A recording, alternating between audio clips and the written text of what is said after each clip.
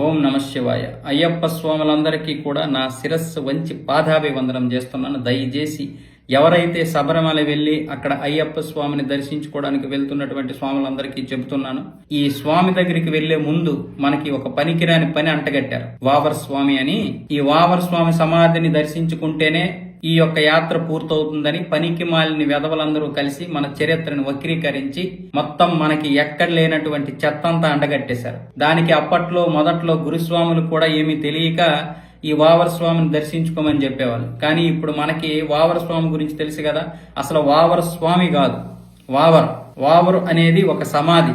ఆ వావర్ని అక్కడ పాతి పెట్టారు. హజరత్ అంటే 1000 మంది హిందువుల్ని చంపినటువంటి వారికి ఇచ్చే బిరుదది ఇస్లాంలో. అంటే మన హిందువులు చంపినటువంటి వాడిని మళ్ళీ మనమే దర్శించుకుంటున్నాం. అది కూడా శవయాత్ర చేస్తున్నట్లది. మన గ్రామంలో ఎక్కడైనా సరే ఎవరైనా చనిపోతే మనం ఏం చేస్తాం? ఊరు పొలిమేర దాటిపోయి అక్కడ పూజలు చేసుకుని భిక్ష చేసేటటువంటి పరిస్థితి ఇప్పుడు ఉంది మనకి.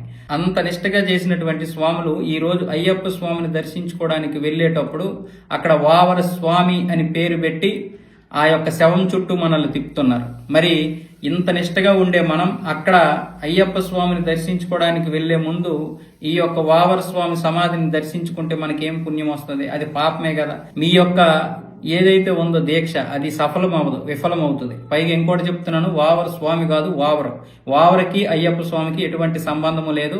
వీళ్ళిద్దరూ స్నేహితులు అంటున్నారు.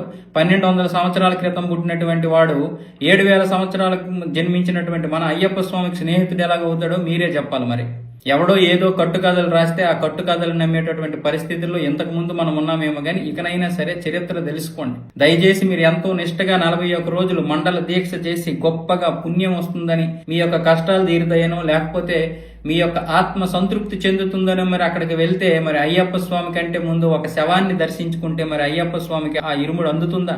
ఆ ఇరుముడు ఫలిస్తుందా? మీరు ఒక్కసారి ఆలోచించుకోవాలి స్వాములు. దయచేసి ఎవరు కూడా ఆ వావర వైపు వెళ్ళకండి. దర్శనానికి ముందు వెళ్ళకండి, దర్శనం తర్వాత వెళ్ళకండి. గురుస్వాములకి మీరు చెప్పండి. గురుస్వాములు కూడా ఇది ఒక తెలియకపోతే తెలుసుకోండి. ఈ మధ్య గురుస్వాములు కూడా కొంతమంది తెలిసి కూడా అలాంటిదేమీ లేదులే పర్వాలేదు వావర దగ్గరికి వెళ్ళొచ్చు అని చెప్తున్నారంట. దయచేసి గురుస్వాములకు కూడా చెప్తున్నాం మేము. దయచేసి ఇలాంటి పనికి మాలిన పనులు మాత్రం దయచేసి చేయకండి స్వాములారా. ఇది చాలా తప్పు, చాలా చాలా తప్పు. అయ్యప్ప స్వామికి మీరు ఎటువంటి స్వార్థం లేని భక్తిని సమర్పించాలంటే వావర్ లాంటి వాడి దగ్గరికి వెళ్ళకండి. వాడికి మనకి సంబంధం లేదు. హిందువులు చంపినటువంటి వాడు. అలాంటి హిందువులు మీరు వెళ్ళి మీ యొక్క భక్తిని అక్కడ పోసేస్తారేంటి? ఆలోచించుకోండి. ఈ వీడియో ఎంతమందికి వీలైతే అంతమందికి పంపించండి. లేదనుకుంటే ఫోన్ చేసి అయినా చెప్పండి. దయచేసి ఇంకెప్పుడు కూడా ఇంకా వెళ్ళకండి అటువైపు.